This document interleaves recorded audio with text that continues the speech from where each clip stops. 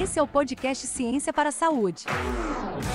Aqui discutimos como a tecnologia e o comportamento humano podem melhorar a sua vida. E aí, pessoal, bem-vindos a mais um episódio do Ciência para a Saúde podcast. Hoje a gente tem dois convidados sensacionais.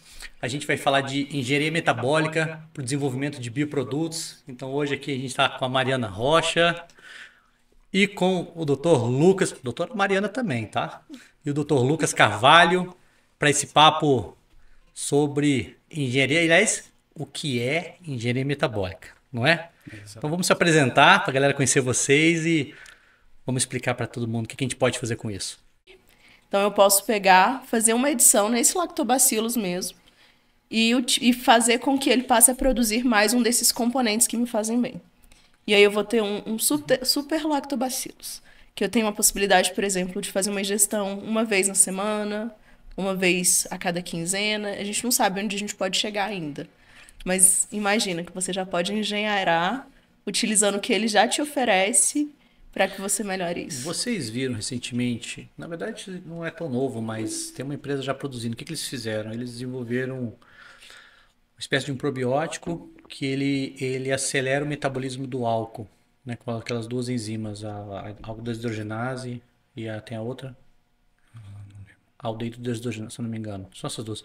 Basicamente eles colocaram uma variação genética, principalmente retirada dos asiáticos, que tem pouca dessa enzima, então eles têm pouca metabolização do álcool, produziram uma bactériazinha, então o cara toma esse probiótico, ele bebe e ele não tem tanta ressaca, né?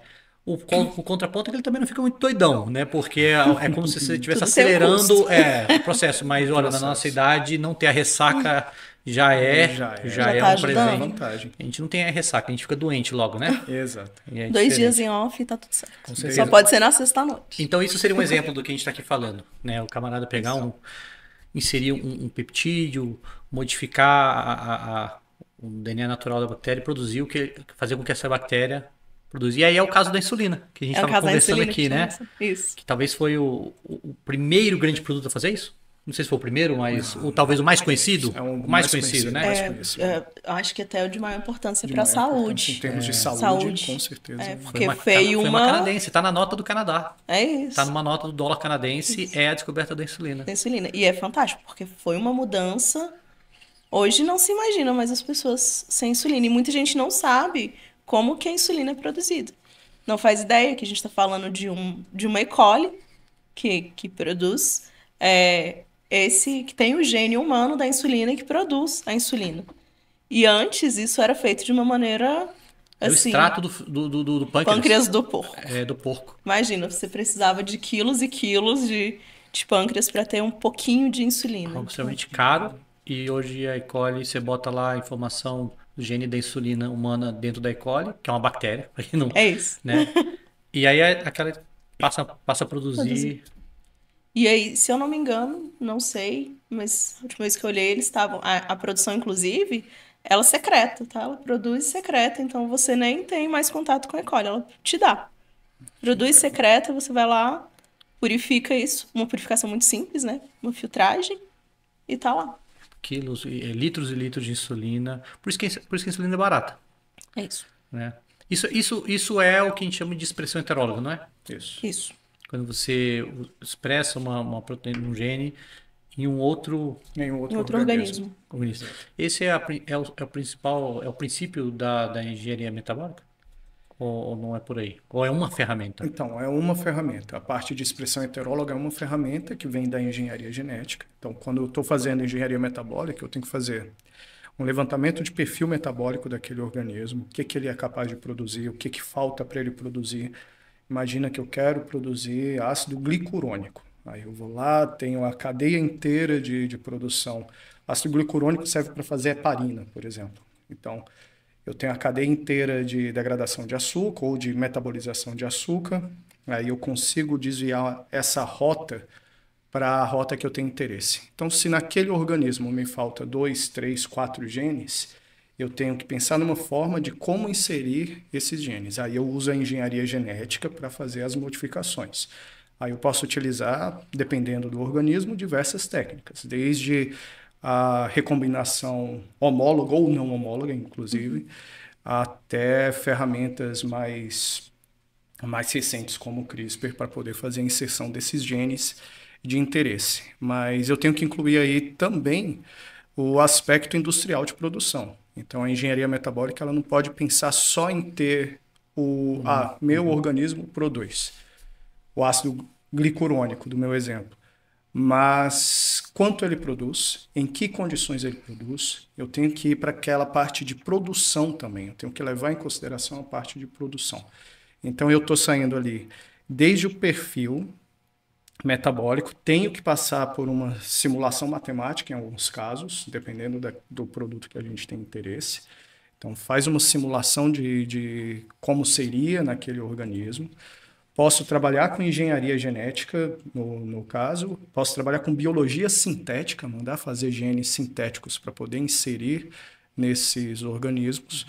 E depois a gente testa, vê se funciona, testa em escala industrial, testa em pequena escala, depois passa para uma escala industrial e vê a aplicabilidade disso tudo durante esse caminho. Então, é uma trabalheira, mas ela é um pouquinho mais ampla por trazer essas ferramentas, não só a engenharia genética, mas todas as outras ferramentas.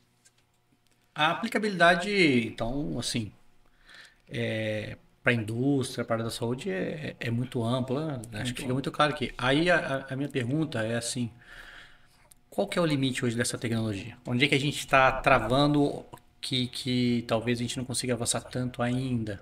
Onde é que está talvez o gargalo? Que é a parte mais difícil dela. Porque pela descrição a gente pode fazer muita coisa, né? Mas deve ter um ponto onde torna esse processo difícil. É o custo? A plataforma de expressão, o micro-organismo em si, ele pode ser É limitado o micro-organismo? Pode ser um limitante. Então eu não posso, por exemplo, expressar um gene que vai matar meu micro-organismo. Um antibiótico vai matar a própria bactéria. Vai matar a própria bactéria. Isso é um dos grandes desafios. Entendi.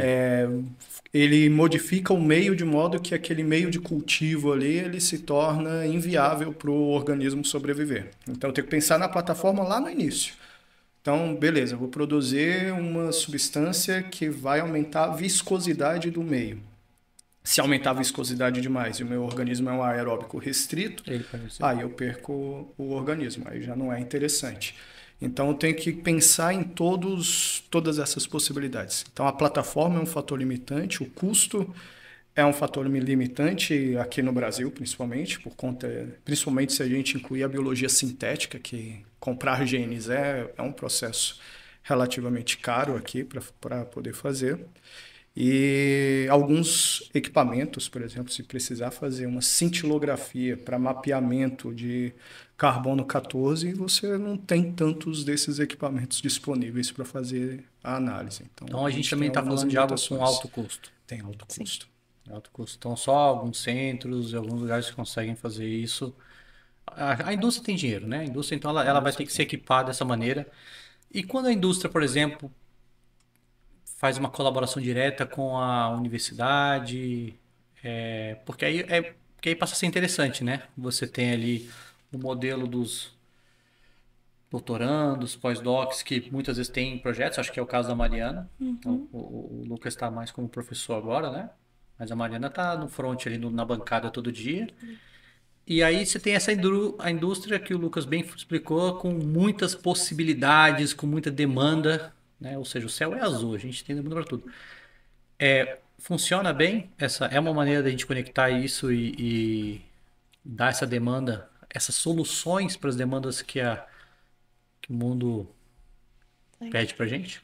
Isso está acontecendo. No exterior é uma outra realidade. Isso acontece de uma maneira muito mais fluida. Para a gente, hoje no meu ambiente, eu começo a enxergar isso. Acho que não sei, quando eu estava no mestrado eu não vi essa possibilidade. Hoje a gente já tem um canal mais aberto, inclusive isso que a gente está fazendo abre muitos canais, porque a gente passa a mostrar o que a gente está fazendo Porque muitas vezes é isso, as pessoas não sabem o que a gente está fazendo no mestrado, no doutorado, nas universidades. Elas perguntam assim, você trabalha com o Com quê? o Aí quê? você fala, Você só "Não, eu sou estuda?" doutorado." Ou você só estuda? Puta, velho. A gente saiu daquele negócio. Ô, Samuel, chega- isso dá uma raiva, não dá? A gente fica louco com isso. Você está só estudando? Só estudando. Sempre é aquela sua tia. Meu pai, Tem uma quando, tia, né? quando eu Não tem? terminei meu doutorado, meu pai perguntou, e aí, terminou de fazer esses estágios? Exatamente. Você ainda está estagiando? Tá estagiando. Você ainda é Eu estagiário? achava que era sua tia, mas não é. O pai. Eu achei sensacional quando eu terminei. Eu não Ele me ficou lembro todo mais. orgulhoso, ele só... É porque ele não ia perder a piada. Não ia entender, né? Piada é boa. Meu pai um dia me falou uma coisa assim sensacional, alguma coisa muito relacionada ao meio acadêmico, que eu olhei e falei, pai, como que você sabe disso? Ele, olha, você tá aí há quanto tempo? Alguma coisa eu ia ter que ter aprendido. Eu falei, gente... Ele começou a falar, porque a que é mansa muda se fila, pai. Não, você fala disso aí todo dia, eu tô sabendo que isso aí é um problema. Para quem está conhecendo a gente pela primeira vez, o podcast, o Ciência Pessoal de Podcast, ele quer falar de ciência de uma maneira descomplicada. A gente quer falar de empreendedorismo científico, divulgar a ciência para o grande público e mostrar todas as possibilidades e as coisas boas que a gente faz no Brasil. Acho que essa é a nossa grande missão. E com certeza hoje foi um momento muito valioso e quem está nos assistindo aqui aprendeu bastante. Obrigado. Valeu. Agradecer com os doguinhos que estão debaixo da mesa. Cara, tem 3 cachorros aqui debaixo da mesa. Dormindo. Tranquilos. Tranquilos. A vida deles está ganha. O Otávio não tá aqui gritando. Ele não tá gritando. E é isso. Pessoal, até a próxima.